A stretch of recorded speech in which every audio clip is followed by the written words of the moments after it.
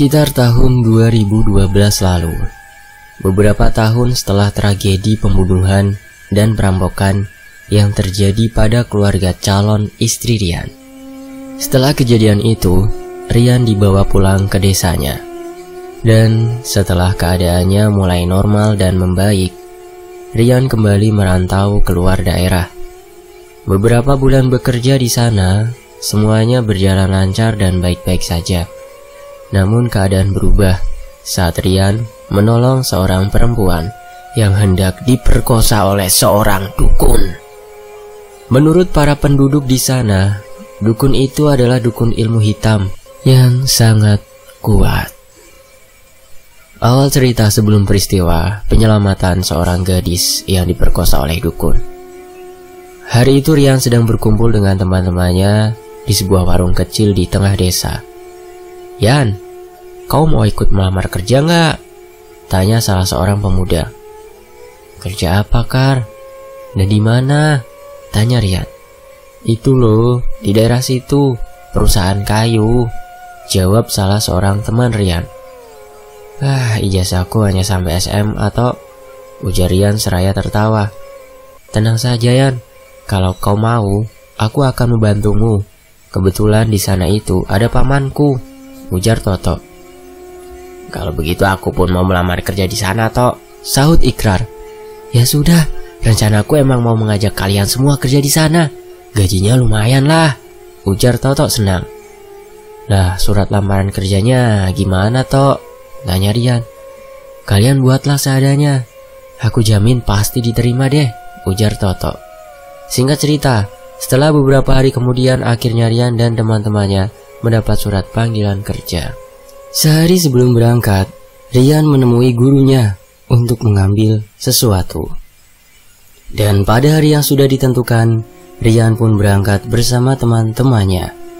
Setelah menempuh perjalanan lumayan jauh, akhirnya mereka sampai. Teman-teman, berhubung mes karyawan yang di sekitar perusahaan ini sudah penuh, jadi kita tidur di mes yang ada di luar wilayah perusahaan, sekitar 2 km dari sini. Di sana dekat dengan pemukiman penduduk, ujar Toto menjelaskan. "Dan mulai besok kalian sudah mulai bekerja. Jadi sekarang kita istirahat dulu. Semuanya sudah disiapkan di sana," lanjut Toto sambil mengemudi. Teman-teman Toto termasuk Rian semuanya mengangguk menyetujui. "Kalian juga nggak usah khawatir, karena setiap pagi akan ada bus karyawan yang jemput kita. Dan untuk makanan dan minuman semuanya ada," lanjut Toto tersenyum. "Tapi ada yang harus kalian ingat. Ketika kita sampai di sana, nanti ada sebuah rumah kecil gitu. Jangan pernah ke sana ya, karena menurut warga sini, rumah itu milik seorang dukun ilmu hitam," ujar Toto mengingatkan. "Tenang aja, Tok, nggak bakalah kita ke sana. Lagian kan tiap hari kerja, Tok," jawab salah seorang teman Toto. "Ya baguslah. Ingat, kita kesini karena pekerjaan, bukan ada maksud yang aneh-aneh ya," ujar Toto lagi. Serempak teman-temannya termasuk Rian mengangguk. Setelah beberapa saat kemudian, akhirnya mereka sampai di sebuah rumah. Setelah itu, Toto lanjut berkata, "Jadi, aku, Rian, Wewen, dan Midun tidurnya sekamar ya. Dan buat kalian berempat, kamar di sebelah ini masih kosong kok. Kalian bisa di situ, oke?" lanjut Toto lagi, seraya membukakan pintu kamar untuk teman-temannya. Rian, Wewen, dan Midun pun masuk ke dalam kamar, menaruh tas mereka masing-masing. "Yan, Wen, kita jalan-jalan yuk. Kali aja ada cewek-cewek yang naksir kita," ujar Midun. "Kalian aja lah, aku capek, pengen istirahat," ujar Rian sembari merebahkan tubuhnya. "Kamu gimana, Wen? Ikut ndak?" tanya Midun. "Enggak lah, aku istirahat aja. Kamu ajakin teman-teman di sebelah aja, pasti mereka mau," ujar Wewen. "Ya udah deh, aku ke sebelah dulu ya," lanjut Midun. Yan, ini tempat kok serem amat ya," ujar Wewen dari atas tempat tidur. "Serem gimana?" tanya Rian sambil main handphone. Gak tahu, kayak ada yang perhatiin kita dari tadi, ujar Wewen yang memang paling penakut. Ah, mungkin lu belum mandi kali, makanya diliatin, diperhatiin sama cicak-cicak dan kecoa-kecoa, jawab Rian seraya tertawa. Wewen pun diam. Wen, panggil Rian dari bawah. Sesaat hening, tidak ada jawaban. Rian mengintip ke atas tempat tidur Wewen. Ah, udah tidur ternyata, gumam Rian seraya keluar dari kamar menuju WC yang ada di sebelah kamar Ikar CS. Malam harinya sekitar pukul 7 malam Totok baru datang. Nih, aku bawain buat makanan kita, ujar Totok masuk ke dalam kamar. Lama banget kamu, udah lapar nih, ujar Midun. Iya maaf, ucap Totok tersenyum. Mereka berempat makan sambil sesekali bercanda. Pukul 12 malam, Rian terbangun karena ingin buang air kecil. Rian melewati kamar Ikar CS. Sayup-sayup Rian mendengar suara bisik-bisik. Karena penasaran, Rian kemudian mendekati pintu kamar Ikar, mendengarkan suara-suara itu. Jangan-jangan mereka bawa perempuan kemari, batin Rian seraya menjauhi pintu. Keesokan harinya, mereka bersiap-siap berangkat kerja sambil menunggu bus karyawan. Kar, ngapain kamu tadi malam bisik-bisik gak jelas? Tanya Rian seraya duduk di sebelah Ikar. Hah? Tadi malam? Jam berapa emang Yan? Tanya Ikar dengan raut wajah bingung. Jam 12, pas aku lewat kamar kalian, aku kira kalian bawa perempuan, ujar Rian. Enak aja kamu, jam 8 malam aku udah tidur. Aku juga ndak bangun jam 12, apalagi perempuan. Salah denger kamu, ujar Ikar. Nah tuh busnya udah datang, ayo, ujar Totok mengejutkan teman-temannya. Singkat cerita, 2 bulan pun berlalu. Sudah beberapa kali Rian jalan-jalan ke desa yang dekat dengan mes mereka. Rian pun sudah akrab dengan gadis-gadis di desa itu. Bahkan ada janda muda yang selalu membawakan makanan untuk Rian dan teman-temannya. Tapi ada sebuah rumah kayu yang sangat menarik perhatian Rian, karena rumah kecil itu setiap hari dan setiap malam selalu didatangi orang-orang yang berbeda, laki-laki maupun perempuan. Tok, itu rumah kok sering didatengin orang-orang ya? Kenapa sih Tok? Tanya Rian saat mereka berjalan melewati rumah kecil itu. Itu rumah yang pernah aku ceritain ke kalian. Rumah itu milik dukun saktian. Jangan coba-coba ke sana, bisik Totok. Oh. Malam itu mereka kedatangan Binoy di mes mereka. Seperti biasa, Binoy atau janda muda selalu membawakan makanan untuk Rian dan teman-temannya. Noy, lama gak kelihatan. Kemana aja? Rian nyariin tuh, ujar Ikar seraya tertawa kecil. Rian hanya tersenyum. Namun matanya tetap tertuju pada sebuah novel di tangannya. Binoy tersenyum. Ini aku bawakan makanan untuk kalian, ujar Binoy seraya menyerahkan makanan pada Rian. Rian mengambil rantang itu dari tangan Binoy. Terima kasih ya, ujar Rian tersenyum. Dengan wajah memerah, Binoy mengangguk. Ya sudah, kalau begitu aku pulang dulu ya, ucap Binoy tersenyum. Wah, jangan pulang sendiri Noy, ini kan malam Jumat. Takutnya hantu pada gendayangan Noy, ujar Ikar menakut-nakuti. Iya, lebih baik kamu tidur di sini aja, saut Midun. Kalian ini apaan sih? Ujar Rian menatap satu persatu teman-temannya itu. Kalau kamu takut, aku akan mengantarmu pulang, ujar Rian menatap Binoy. Tunggu sebentar, aku ambil baju dulu, lanjut Rian sembari masuk ke dalam kamar. Ayo. Rian berjalan di samping Binoy. Makasih ya Yan, ujar perempuan itu. Untuk apa Noy? Mengantar aku. Oh gak apa-apa kok, aku sekalian mau beli rokok. Yan, aku boleh nanya sesuatu nggak? Apa? Kamu sudah punya pacar? Tanya Binoy menatap wajah Rian. Sesaat Rian menatap wajah Binoy, lalu menatap lurus ke depan.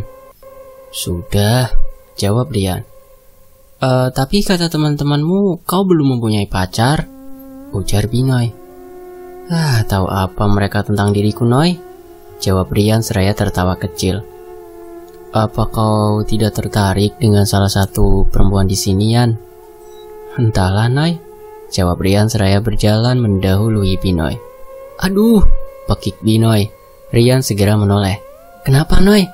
Tersandung akar pohon. Mari ku bantu, ujar Rian membantu Binoy berdiri.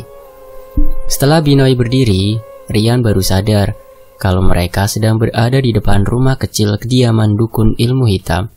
Rian menoleh ke arah rumah itu. Nampak seorang lelaki tua sedang mengawasi mereka berdua. Ayo Noy, cepat, ujar Rian menarik tangan perempuan itu. Kau kenapa, Yan? Dia memperhatikan kita. Lebih tepatnya memperhatikan kamu, bisik Rian. Makanya lain kali jangan memakai pakaian seperti ini, apalagi melewati jalan sepi seperti ini, ujar Rian memberikan sarungnya dan menyelimuti tubuh Binoy. Wajah perempuan itu terlihat senang karena diperhatikan seperti itu oleh Rian. Mereka melanjutkan perjalanan. Sesaat kemudian mereka sampai di depan rumah Binoy. Mampir dulu sebentar, Yan. Kamu pasti capek, ujar Binoy. Di luar saja ya. Di dalam ada orang tuaku, Yan. Gak apa-apa kok. Rian mengikuti masuk ke dalam rumah. Kenapa dikunci? Tanya Rian. Gak apa-apa. Kamu mau minum apa, Yan? Ujar perempuan itu. Terserah saja, Noy. Sesaat kemudian Binoy kembali lagi membawa segelas kopi. Silahkan diminum, Yan, kata Binoy tersenyum seraya duduk di sebelah Rian. Yan, aku tahu tentang kisah masa lalumu itu, Yan, ujar Binoy ramah. Tentang apa, Noy? Tentang kekasihmu yang meninggal setelah dirampok dan diperkosa. Aku turut berduka, Yan. Saat mendengar ucapan Binoy, Rian menunduk sedih. Terbayang kekasihnya yang sudah tiada. Yan, kamu harus melupakannya. Kamu harus bangkit lagi. Kamu tidak boleh membelenggu dirimu dalam kesedihan yang tiada akhir itu. Masa depan kamu masih panjang, Yan, kata Binoy seraya merangkul Rian. Sudah pernah aku coba, Noy, tapi tidak pernah berhasil. Mungkin kamu membutuhkan seseorang di sampingmu, Yan, untuk membantumu melupakan mantan kekasihmu itu, kata Binoy memeluk Rian. Maaf, aku harus pulang, ujar Rian melepaskan tangan Binoy. Jangan sok suci kamu, Yan. Mana mungkin kamu tidak bisa melupakan seorang wanita kalau memang kamu tidak ketagihan dengan permainannya, ujar Binoy menahan Rian keluar. Jangan bicarakan tentang kekasihku lagi, bentak Rian. Ayolah, Rian, ucap perempuan itu seraya memegang tangan Rian. Cepat buka pintu ini atau harus kubuka paksa, bentak Rian. Dengan wajah kesal, Binoy pun membukakan pintu. Setelah itu Rian bergegas keluar rumah. Di tengah jalan, Rian bertemu dengan lelaki tua yang dilihatnya tadi. Rian bergegas berjalan melewati orang tua itu. Wajahnya seperti tidak senang melihat Rian. Setelah beberapa saat kemudian, akhirnya dia sampai di mes dengan nafas ngos-ngosan karena berlari. Kenapa kau, Yan? Tanya teman-temannya yang masih berkumpul di luar rumah. Gak apa-apa, jawab Rian singkat, lalu masuk ke dalam mes. Keesokan harinya, hujan turun sangat deras. Hari ini kita off, ujar Toto. Rian yang mendengar itu bergegas kembali ke tempat tidur dan menyelimuti tubuhnya dengan selimut tebal. Beberapa saat kemudian Rian sudah tertidur. Tapi tidak lama kemudian, Wewen membangunkan Rian. Yan, bangun Yan. Tuh dicariin Binoy, ujar Wewen seraya menepuk lengan Rian beberapa kali. Kamu suruhlah dia pulang. Bilang aku lagi sakit, ujar Rian seraya menepis tangan Wewen. Sesaat kemudian, ada seseorang yang mengelus tubuh Rian dari luar selimutnya. Apalagi sih, Wen? Bentak Rian seraya membuka selimutnya. Dan setelah Rian tahu siapa yang ada di sampingnya itu, Rian langsung melompat turun dari tempat tidurnya. Mau ngapain lagi kesini? Tanya Rian kaget melihat Binoy ada di tempat tidurnya. Aku mau mengembalikan sarungmu dan mengantarkan makanan untukmu, ujar perempuan itu. Cantik sih, tapi ya gitu. Aku sudah makan. Berikan saja untuk teman-temanku di sebelah, kata Rian. Sekalian aku minta maaf kejadian tadi malam, Yan, kata perempuan itu menunduk. Ya sudah, tidak apa-apa. Asal lain kali jangan begitu lagi, Noy. Pulanglah, aku mau tidur. Sepertinya memang semua lelaki menjauhi aku, termasuk kamu, Yan. Sebegitu hinanyakah aku di mata lelaki? Isak perempuan itu. Bukannya begitu, Noy. Aku tidak pernah memandang kau hina. Cuma sekarang aku hanya ingin tidur, ingin istirahat. Itu saja. Andai aku bisa memilih, aku pun tidak ingin menjadi janda. Aku tidak ingin dianggap perempuan yang tidak bisa membina rumah tangga. Tapi, andai kau tahu betapa sakitnya dulu saat aku disiksa oleh suamiku, dipukul, ditampar, bahkan hampir dibunuh. Isak perempuan itu. Astaga, memangnya aku pernah menyinggung statusmu atau kehidupanmu, Noy? Aku tidak pernah menilai seseorang hanya dari statusnya. Aku berteman dengan siapa saja, Noy, dan aku tidak pernah membeda-bedakan mereka, kata Rian seraya menggaruk kepalanya. Hanya isak tangis yang terdengar. Baiklah, begini saja. Aku minta maaf kalau memang aku ada salah, ucap Rian rembut. Aku juga minta maaf atas kejadian tadi malam, Yan. Iya, lupakanlah, Noy, kata Rian sembari berjalan keluar kamar. Yan, mau kemana? Mau ke WC, memangnya kenapa? Gak apa-apa, habis itu langsung makan ya. Rian hanya mengangguk. Sesaat kemudian Rian masuk ke dalam kamarnya lagi. Di sana masih ada Binoy. Ini makanannya, Yan, dimakan dulu ya. Rian mengambil kursi dari luar kamarnya, lalu duduk di dekat pintu. Binoy memberikan mangkuk yang berisi juhu, unggut, munau. Rian mengambil mangkuk itu. Sesaat setelah berada di tangan Rian, mangkuk itu pecah. Isinya berbusa dan menghitam. Rian menatap lekat ke arah perempuan itu. Sekarang keluar dari sini, ujar Rian. Yan, dengarkan penjelasanku dulu, Yan, ujar perempuan itu. Keluar, teriak Rian marah. Perempuan itu segera keluar, berlari dan menangis. Rian menghela nafas lega. Beberapa saat kemudian teman-teman Rian berkumpul di depan kamar Rian. Kenapa, Yan? Om memperkosa anak orang ya? Tanya Ikar. Brengsek kau, lihat ini. Dia coba-coba sama aku. Gara-gara tadi malam aku pulang gak pamit mungkin, ujar Rian, menunjuk mangkuk dan makanan yang sudah seperti kotoran itu. Itu racun atau guna-guna? Tanya Wewen takut. Entahlah, Wen. Gimana tuh biar tahu kalau makanan yang ada racunnya sama yang gak ada? Tanya Toto. Aku ketuk bawah mangkuknya. Kata guruku, kalau makanan itu ada isinya, maksudnya isi di sini bukan isian daging ya. Maksudnya itu isi kayak hal-hal mistis, hal-hal goib. Pasti mangkuknya bakal pecah dan makanannya akan berubah warna dan bau, kata Rian. Ajarin aku dong, Yan. Aku juga takut jika sewaktu-waktu diracun orang, ujar Midun. Aku gak bisa. Kalau kalian mau belajar ya harus sama guruku, ujar Rian, lalu membersihkan lantai. Setelah kejadian itu, mereka tidak pernah melihat atau bertemu dengan Binoy lagi. Semuanya berjalan seperti biasa. Dan hari itu Rian sedang libur kerja. Dia sendirian di mes, karena teman-temannya pulang ke desa mereka. Rian hanya menitipkan uang untuk orang tuanya. Sementara Rian lebih memilih sendirian di mes. Malam itu, rintik hujan mulai turun. Rian bermaksud keluar mes untuk membeli rokok dan makanan. Rian mengunci pintu, lalu berjalan di bawah rintik hujan tanpa memakai payung, dan hanya memakai jaket dan topi. Di tengah jalan, tepat di dekat rumah kecil milik dukun ilmu hitam, Rian mendengar suara teriakan seorang wanita. Mungkin Kamben mana? Batin Rian berusaha mengacuhkan suara itu. Rian bergegas melewati rumah itu, namun suara gedoran pintu dari dalam itu membuat Rian berhenti tepat di depan rumah itu. Tolong! Teriak suara itu. Jangan, tolong, jangan. Teriak suara itu terisak. Jangan. Teriak suara itu lagi. Lalu Rian bergegas berlari menaiki tangga rumah kayu itu. Lalu dengan sekali tendangan keras dan disertai tenaga dalam, pintu rumah itu roboh. Rian melihat pemandangan yang sangat menyayat hati. Ada seseorang gadis tengah telanjang sedang dicumbu oleh seorang lelaki tua.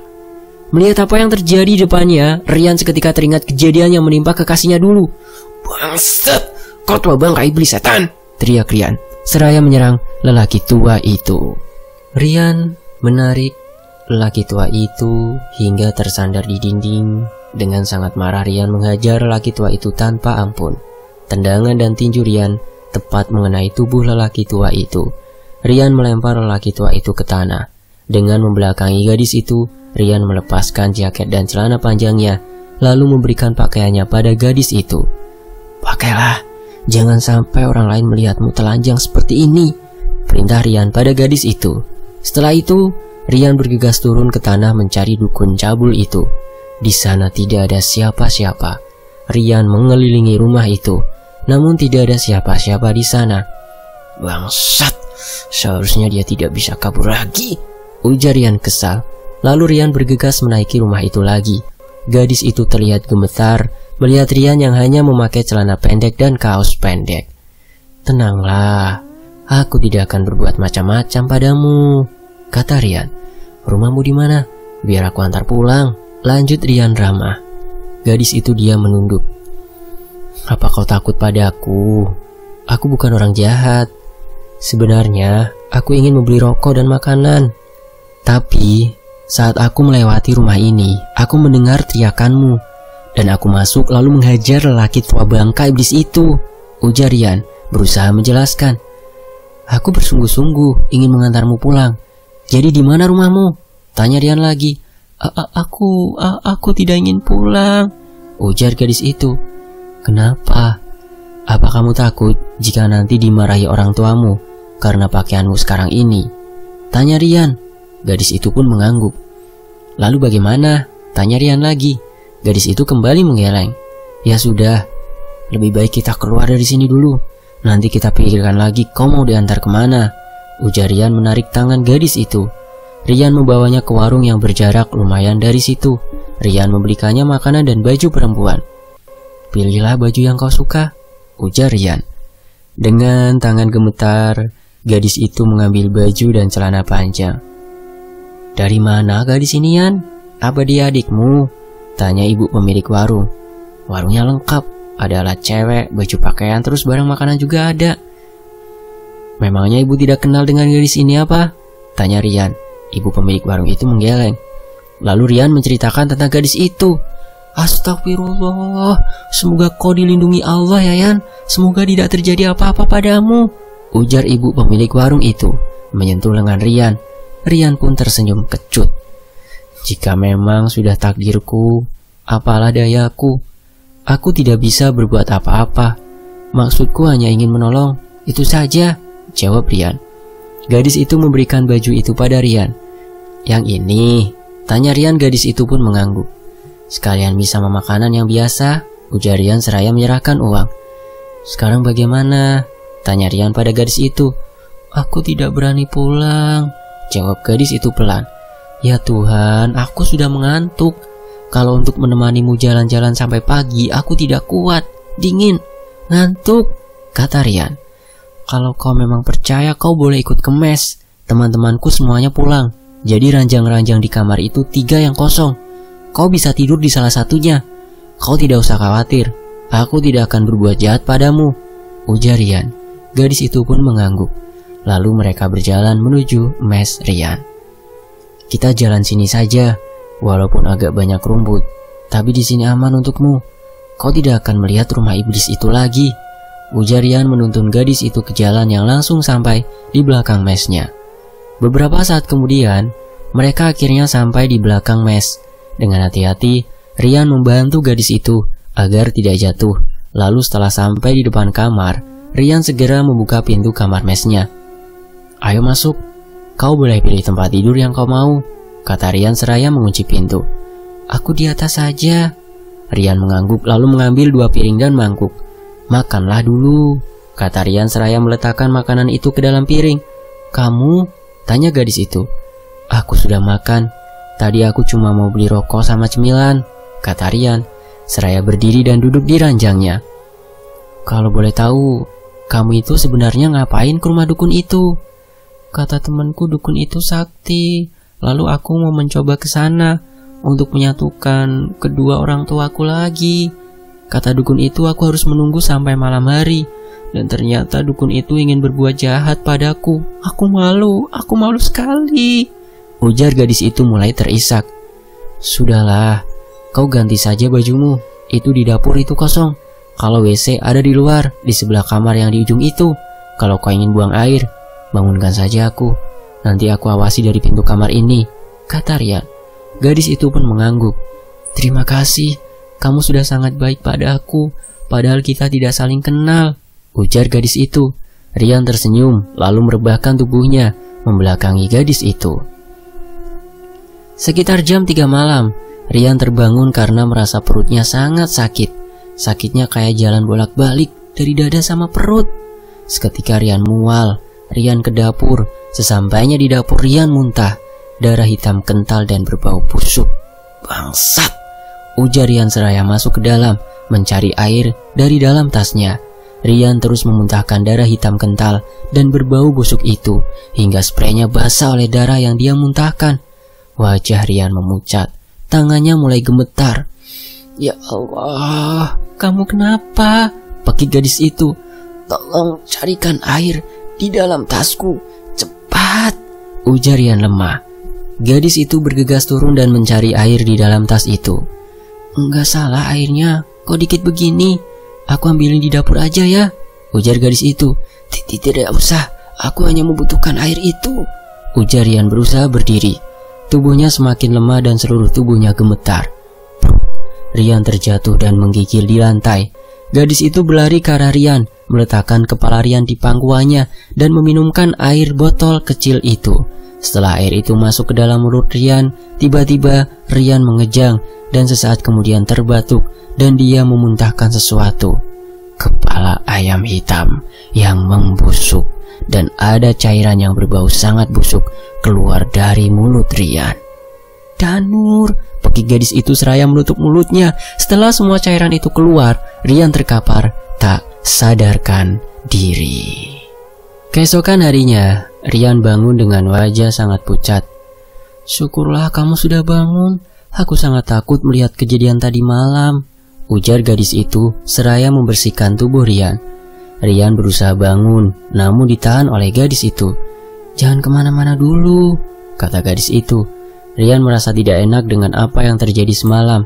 Dia bangun bermaksud untuk membersihkan bekas muntahnya itu. Kau yang membersihkannya ya? Tanya Rian. Iya, gak apa-apa kok, yang penting kamu istirahat dulu, ujar gadis itu. Makasih ya, kata Rian. Seharusnya aku yang berterima kasih, dan aku juga minta maaf karena kamu jadi sakit seperti ini, kata gadis itu dengan wajah sedih. Ini bukan salah kamu. Memang dukunya saja yang keterlaluan. Oh ya, dari semalam kita belum berkenalan. Namaku Rian. Namamu siapa? Aku Diang, jawab gadis itu. Rian tersenyum ke arah Diang. Seharian itu Diang mengurus Rian dengan penuh perhatian. Diang, apa kau tidak ingin pulang? Tanya Rian sore itu. Bagaimana aku pulang kalau keadaanmu seperti ini? Aku akan tetap di sini sampai kamu sembuh, ujar gadis itu. Rian tersenyum kecut, matanya menatap langit. Ucapanmu itu mengingatkanku pada seseorang, kata Rian sembari membayangkan wajah kekasihnya. Semua orang akan berkata begitu, Yan, apalagi terhadap orang yang sudah menolong kita, ujar gadis itu tersenyum. Rian tersenyum. Andai tidak ada kamu, entah apa yang terjadi padaku malam itu, Yan. Mungkin aku sudah kehilangan kesucianku. Sudahlah, jangan dipikirkan, ujar Rian seraya berdiri dan masuk ke kamar. Aku harus mempersiapkan semuanya agar nanti malam tidak seperti ini, ujar Rian seraya mengeluarkan peralatannya dan menggelarnya di lantai. Setelah semua keperluannya tersusun rapi, Rian mengganti pakaiannya dengan pakaian serba hitam.